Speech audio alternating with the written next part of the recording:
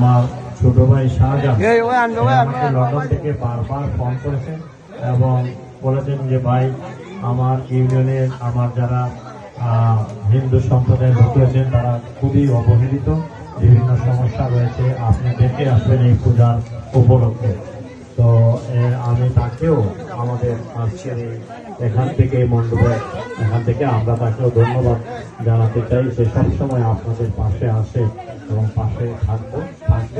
আমাকে বিভিন্নভাবে সবসময় অনুরোধ করে যে আপনি আমার হিন্দু ভাইদের প্রতি আমাদের ভ্রাতৃত্ববোধ রয়েছে, আমাদের সৌহার্দ্যপূর্ণ সমপ্রীতি এবং ভালো।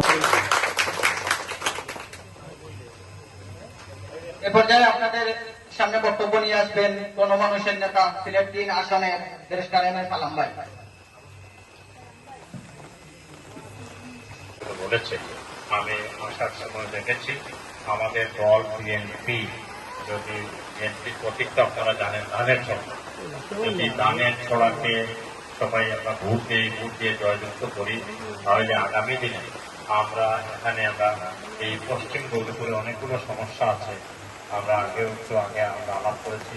লন্ডন থেকে শাহজাহান অত্যন্ত আন্তরিক একজন মানুষ, সেই এলাকার উন্নয়নের জন্য সবসময় কাজ করে থাকে, খুঁটে খুঁটে সবার সাথে যোগাযোগ করে কোথায় কি সমস্যা সবসময় আমাদের সাথে যোগাযোগ করি।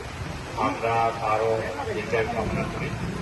আর সেই সাথে যে সমস্যাগুলোর কথা বলা হচ্ছে, রাস্তা বা লেখাপড়া স্কুল কলেজের এগুলো সমস্যা এবং মণ্ডপের সমস্যা, এইগুলি আমরা যে দল বিএনপি যদি সরকার গঠন করে ধানের শেষে যদি সবাই ভোট দেয় তাহলে বিএনপি সরকার গঠন করবে। গঠন করলে আমি